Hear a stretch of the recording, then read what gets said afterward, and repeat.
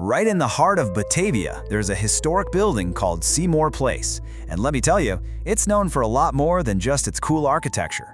See, this is a landmark where the past, well, it isn't just a memory. Some people believe it's a living energy, an imprint that never really faded away.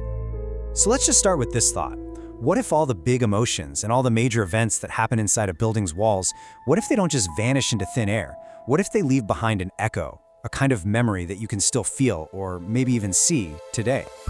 And that very idea brings us right to the front door of Seymour Place in downtown Batavia.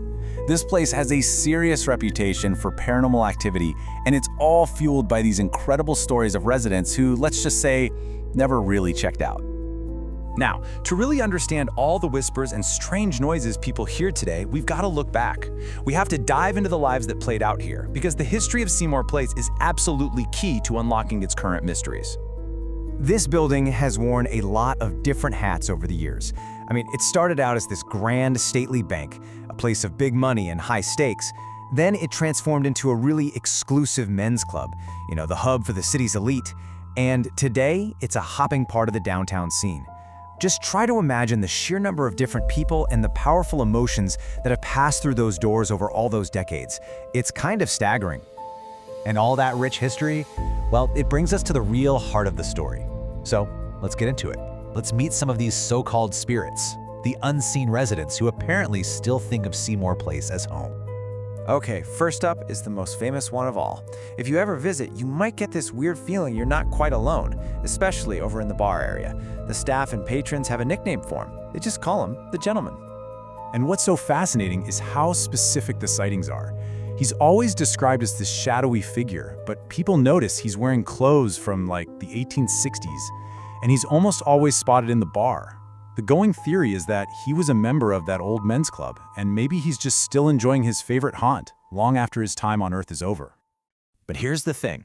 The Gentleman isn't the only one there. In a building that was so dominated by men for so long, first a bank, then a men's club, there are these persistent and honestly really surprising reports of a totally different kind of energy, the spirit of a little girl. And the contrast is just wild. Unlike the shadowy figure in the bar, her presence is always described as gentle, but definitely there. This detail just makes the whole mystery deeper. You have to ask, how did a little girl's spirit end up in a place like this? It really adds this whole other poignant layer to the building's story. So beyond these two very different figures, the building itself just seems alive with stuff that can't be explained.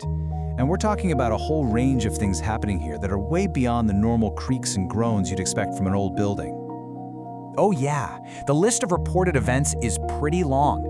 Staff and visitors have seen these quick, translucent white shadows zipping down hallways. People take photos and find these strange orbs of light in them. They've heard whispers when nobody's around, the sound of glasses clinking in an empty bar, and footsteps in vacant rooms. Things have even been known to move on their own, and electronics will just suddenly go haywire for no reason. It's like this constant stream of subtle, unexplainable moments.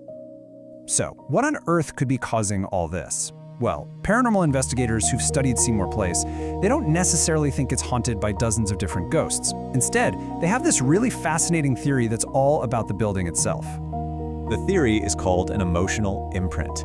It's this idea that really intense human experiences, joy, stress, arguments, big celebrations, can leave behind a kind of energy residue on a place. It's almost like a recording that just keeps playing back over and over again. So here's how it's supposed to work, in 3 simple steps.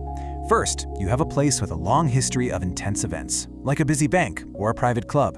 Second, all those events release powerful emotional energy. And third, that energy leaves a lasting imprint on the environment. So, the whispers, the footsteps, the clinking glasses, they might not be intelligent spirits trying to communicate. They could just be echoes of the past, stuck in a loop. And all of that brings us right back to today. Seymour Place isn't some dusty old ruin. It's a living, breathing part of Batavia's community. But it carries this timeless and kind of spooky story along with it. So while you can totally go there today for a meal or a drink, you're also stepping into a place that is just layered with all this history and mystery. And its haunted reputation, it doesn't scare people away. For a lot of folks, it's a huge part of the building's unique charm and appeal. And that kind of leaves us with one final thought. Seymour Place is a great reminder that the buildings we walk past every single day have these deep histories we can only imagine. It really makes you wonder, doesn't it? What stories, what echoes from the past are still lingering inside the old buildings in your own town?